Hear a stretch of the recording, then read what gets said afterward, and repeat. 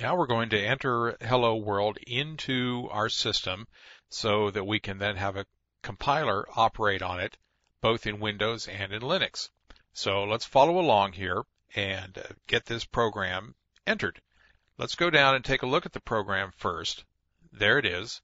We have pound include, a space, a less than, stdio.h, a greater than. On the next line, you just press carriage return at the end there. On the next line, we have the word main, open close parentheses, and then we have a brace. That's a left brace that you see there between main and printf. And then printf itself, printf, which means print formatted.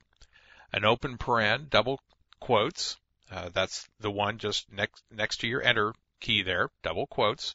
Hello space world, a backslash. Notice that's a backslash. That's the one that's above your enter key on the keyboard, not the one that's below the enter key. That's a forward slash.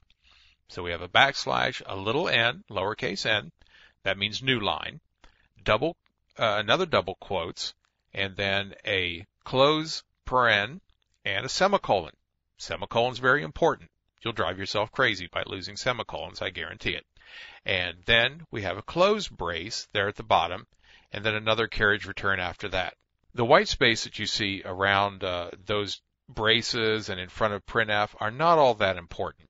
The compiler ignores them. The only white space it cares about is in between hello and world, and since that's inside double quotes, it will leave it alone. It won't care about that. The space after the word include is important because that would run all together. So we need to pound include the standard IO there in the first line.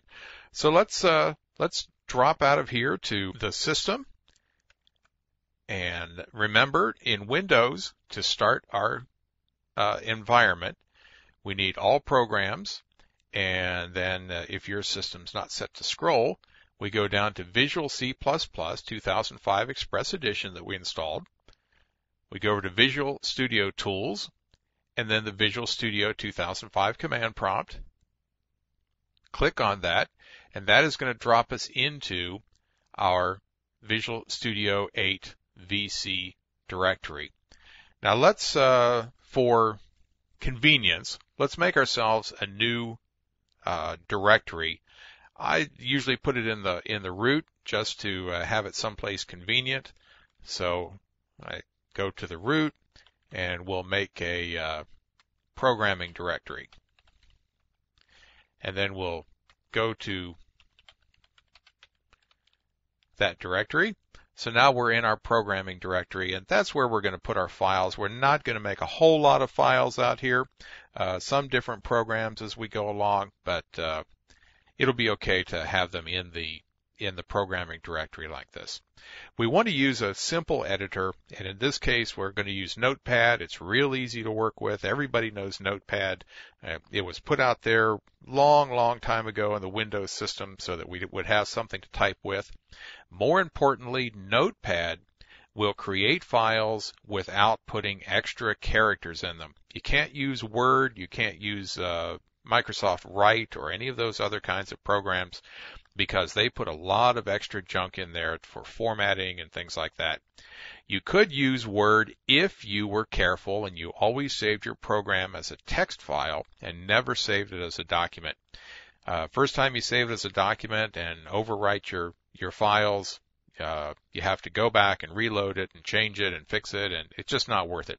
So for what we're going to do, we're going to use Notepad, and we're going to call this hello.c. Very simple. Notepad, hello.c, enter. That brings up Notepad, and it says it can't find the hello.c. Do we want to create it? Well, that's good. Yes, we do want to create it.